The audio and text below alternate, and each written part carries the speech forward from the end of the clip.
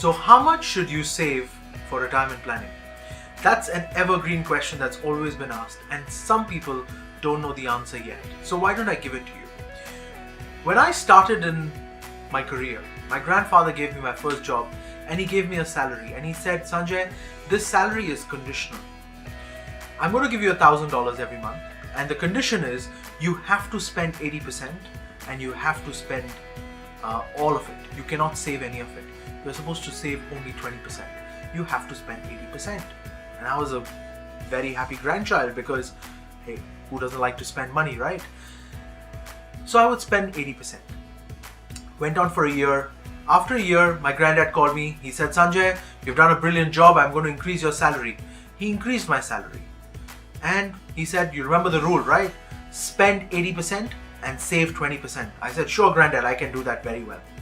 So I spent the 80%.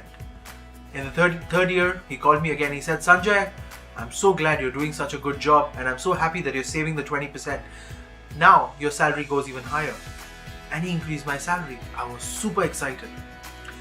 First month, I said spend the 80%. Second month, I spent the 80%.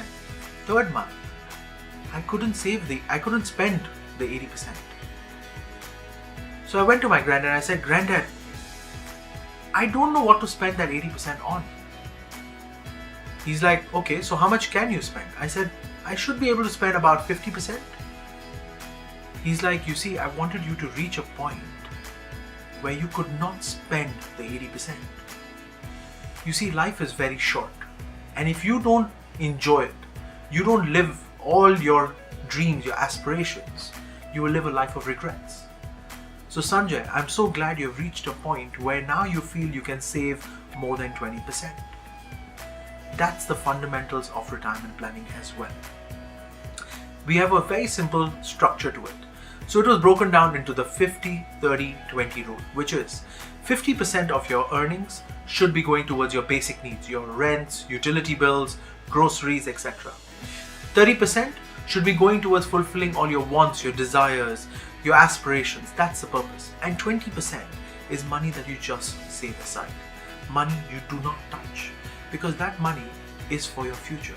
It's your fallback money.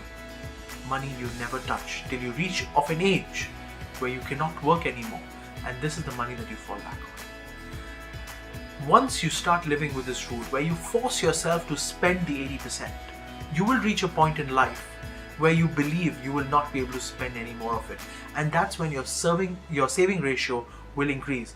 You might start saving 50% instead of the 20%, but stick to the rule 80-20 till the point where you feel you can't spend anymore.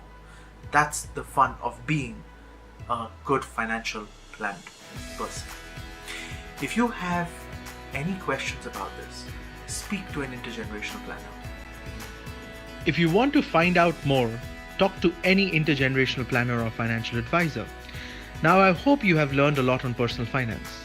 Saving a small amount soon builds up to a large amount, and creating a habit of saving itself is the best education for yourself and your future generations. This is Dr. Sanjay Tolani, and together, let's make financial planning easier for everyone.